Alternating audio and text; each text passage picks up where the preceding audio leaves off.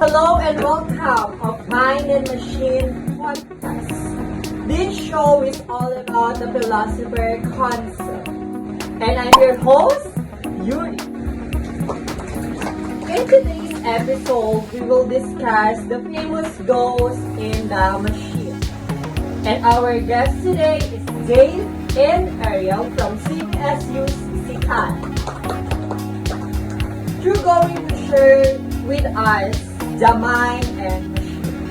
And our guest is Gilbert from the Station 101. and also, Ryle from the Station 101. oh, I see. How's your life as a student of CBSU Sikat PSH?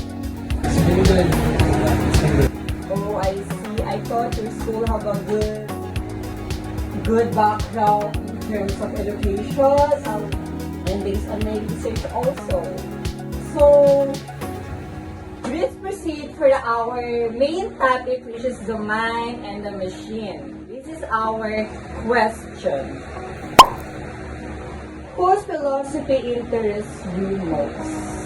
We've been researching for different philosophers, and based on our research, the philosopher that interests us the most is Gilbert. Why Gilbert Ryle?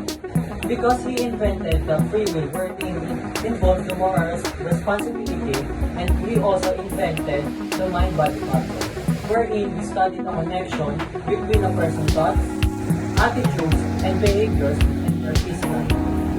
How about you?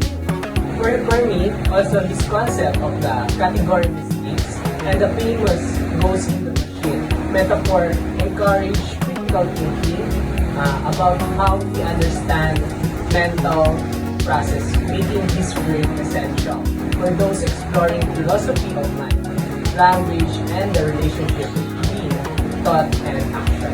Oh, I thought you really love Gilbert because you search a lot about him and also the mind and the machine. So our next question is, what point can help you in understanding yourself?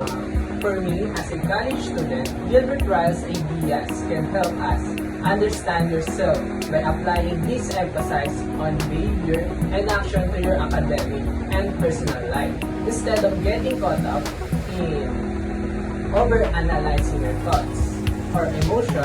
You can focus on how your daily routines and study habits and interaction reflect who you are.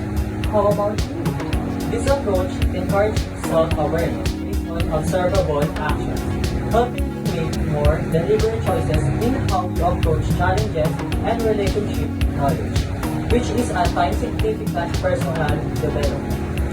Before we proceed for our last question, I would like to thank our sponsor, Brother Pizza, for our delicious food, and also Coca-Cola for our delicious drink. And before we proceed for our last question, be ready, audience, because they have a possible to answer the final question. We will be right back, the Mind and the Machine podcast!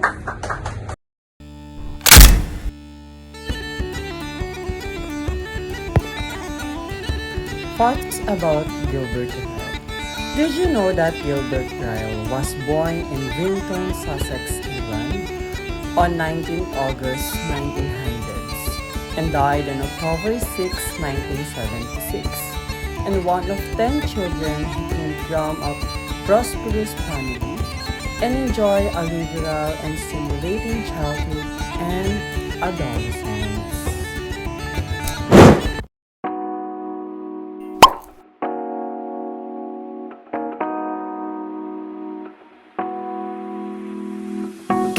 Welcome back to our podcast, Mind and Machine. We chose two lucky audience to answer the final question. Yes, we choose two lucky audience to answer the final question. And we have a lucky girl one. What's her name? Hi, my name is CJ Asol.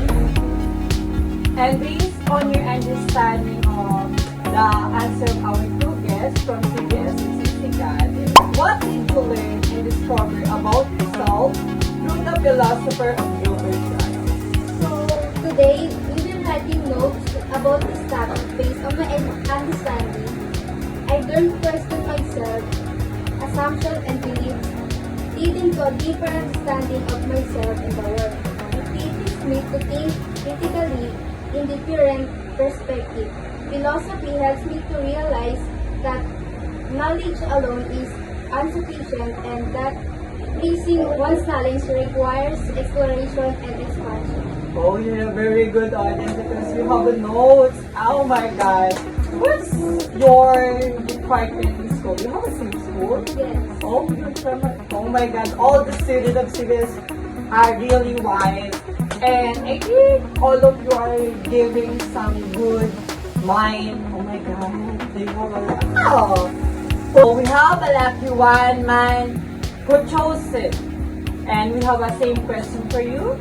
What did you learn and discover about yourself through the philosopher of Gilbert, Ryle? So, based on what I learned about the ghost in the machine, it helps me to learn about the perspective to this self-reflection and how action reflects on one's thoughts and feelings, promoting a more integrated view of identity.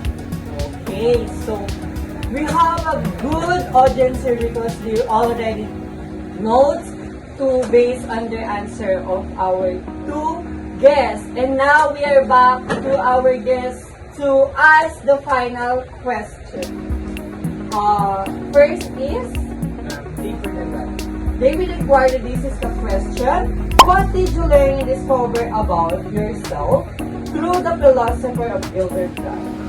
For me, as a college student applying Gilbert's Ryle ideas would lead me to discover that much of what I consider myself is not hidden in my thoughts, but shown through my actions and decisions. I might realize that my academic habits, such as how I approach studying or deal with deadlines, reveal more about my mental process and discipline than any internal reflection.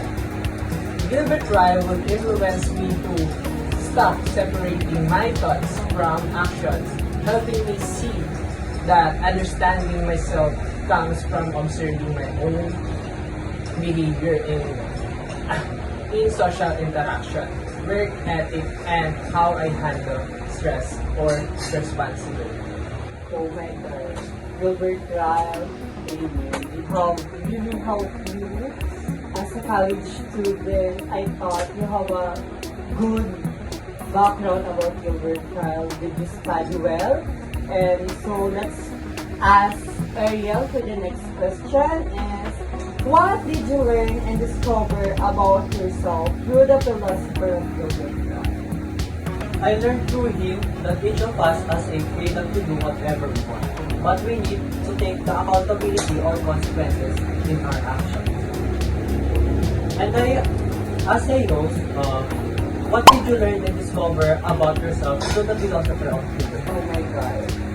Wait, I'm not ready for that question, but based on your answer also, as a normal people of our society, I think I can relate the one of these quotes in my normal life because we must know how to think for ourselves and of course also have our own value to do your own things. So again, this is and this is Ariel. and this is the podcast on Mind and Machine. Thank you and sit back and good night. Have a nice day.